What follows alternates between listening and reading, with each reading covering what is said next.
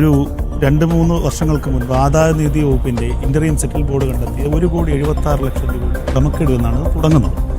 പിന്നീട് അത് 2,80,00,000 2,90,00,000 രൂപയോ എന്ന രീതിയിൽ വന്നു. ഇന്ത്യയിലെ പ്രധാനപ്പെട്ട ഒരു സാമ്പത്തിക ഏജൻസി ഇതിനെക്കുറിച്ച് അന്വേഷിക്കുന്നു. കൂടുതൽ തട്ടിപ്പുകൾ കണ്ടെത്തുന്നു. ഒടുവിൽ ഇഡിയിലേക്ക് എത്തുന്നു.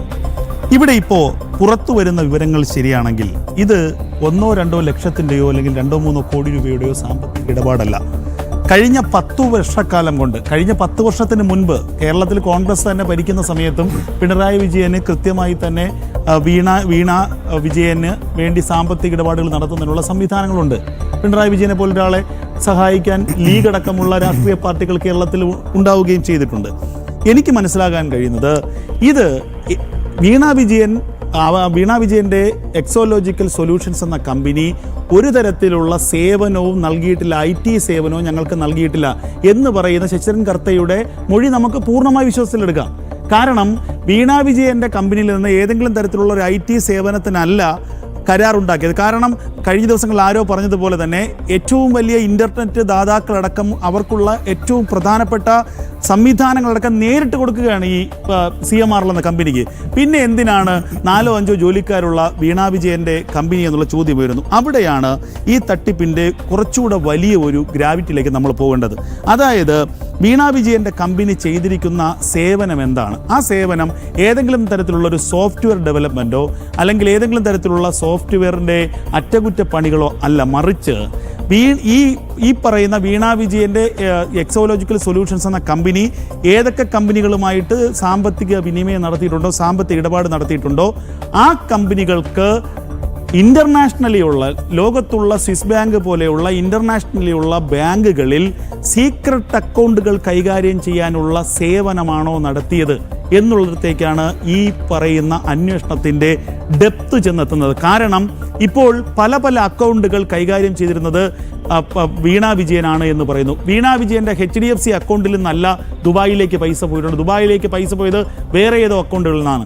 അവിടെ നിന്ന് അമേരിക്കയിലേക്ക് പൈസ പോകുന്നു. ഇതിന് മറ്റേതോ അക്കൗണ്ടുകളുടെ വിശദാംശങ്ങൾ നൽകിക്കൊണ്ട് ആദായനികുതി വകുപ്പിൽ നിന്ന് അനുമതി തേടുന്നു.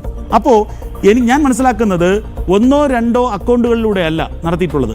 അപ്പോൾ ഈ അക്കൗണ്ടുകളിലൂടെയൊക്കെ ഇത്രയും പണം കൈമാറ്റം ചെയ്യാനുള്ള സാമ്പത്തിക സ്രോതസ് വീണ വിജയൻ ഉണ്ടാകാനുള്ള സാധ്യതയും കുറവാണ്. അപ്പോൾ കോടിക്കണക്കിന് രൂപ കൈകാര്യം ചെയ്യാൻ വേണ്ടി മറ്റു പലരുടെയും അക്കൗണ്ടുകൾ ഒരു സീക്രട്ട് റൂട്ടറിലൂടെ ഓപ്പറേറ്റ് ചെയ്യുക എന്നുള്ള ഒരു പണിയായിരിക്കാം വീണ വിജയന്റെ എക്സോലോജിക്കൽ സൊല്യൂഷൻസ് ചെയ്തത്. അതിലേക്കാണ് എനിക്ക് തോന്നുന്നു ഇപ്പോൾ അന്വേഷണ സംഘം, ED സംഘം പോകുന്നത്. അതായത് ഒരു സാമ്പത്തിക തട്ടിപ്പിലെ ഇടനിലക്കാരി എന്ന സേവനമാണ് വീണ വിജയന്റെ എക്സോലോജിക്കൽ സൊല്യൂഷൻസ് കൊടുക്കാൻ സാധ്യതയുള്ളത്. അത് കേവലം ലക്ഷക്കണക്കിന് രൂപയുടെ അല്ല. ഞാൻ നേരത്തെ പറഞ്ഞതുപോലെ തന്നെ ഇതിൽ മാത്യു കുഴൽനാടൻ അടക്കം അല്ലെങ്കിൽ ഷോൺ ജോർജ് അടക്കം ഉന്നയിക്കുന്ന ആരോപണങ്ങൾ ആദ്യഘട്ടത്തിൽ തള്ളിക്കളയുന്നുവെങ്കിൽ ഇപ്പോൾ EDയുടെ ഈ അന്വേഷണത്തിൻ്റെ പുരോഗതി ഓരോ ദിവസവും പുറത്തു വരുമ്പോൾ നമുക്ക് മനസ്സിലാക്കാൻ കഴിയുന്നത് വലിയ രീതിയിൽ ഹവാല പണം, വലിയ രീതിയിൽ ബ്ലാക്ക് മണി അത് കേരളത്തിൽ നിന്ന് മറ്റിടങ്ങളിലേക്ക് പോയിട്ടുണ്ട്. അപ്പോൾ പണ്ട് കേട്ട ആരോപണങ്ങൾ കോടിയേരി ബാലകൃഷ്ണനും പിണറായി വിജയനും അടക്കം സ്വിസ് ബാങ്കിലടക്കം കോടിക്കണക്കിന് രൂപയുടെ പണം നിക്ഷേപിച്ചിട്ടുണ്ട് എന്നതിലേക്ക് ഇവിടെ എത്തിച്ചേരുകയാണ്. അതിനുള്ള ഒരു ഇടനില നടത്തിയതാണോ വീണ വിജയന്റെ എക്സോലോജിക്കൽ സൊല്യൂഷൻസ് എന്നുള്ള കാര്യം വ്യക്തമാണ്. ഇത് കേവലം ഒരു നേരത്തെ പറഞ്ഞതുപോലെ മാസപ്പടിയല്ല. മാസപ്പടി എന്ന് വെച്ചാൽ നമുക്കിതിനെ പുച്ഛിച്ച് തള്ളാൻ കഴിയില്ല. ഇതിൽ ഒരു കാര്യം കൂടി ഞാൻ പറഞ്ഞു പോകാം. അതായത് കഴിഞ്ഞ കാലങ്ങളിൽ മുഹമ്മദ് റിയാസ്, വിവാഹത്തിന് മുൻപ് തന്നെ മുഹമ്മദ് റിയാസിന്റെ സാമ്പത്തിക ഇടപാടുകൾ, തെരഞ്ഞെടുപ്പ് ഫണ്ടുകൾ, അതൊക്കെ സംബന്ധിച്ച് ദുരൂഹതയുണ്ടെന്നാണ് ED പറഞ്ഞിരിക്കുന്നത്. കോടിക്കണക്കിന് രൂപ ഈ തെരഞ്ഞെടുപ്പ് ഫണ്ടിന്റെ പേരിൽ വന്നു. എന്നാൽ അതിന്റെ ഒരു ചെറിയ ശതമാനം ചെലവഴിച്ചിട്ട് ആ പൈസ മറ്റേതോ അക്കൗണ്ടുകളിലേക്ക് മാറ്റിയിരിക്കുന്നു.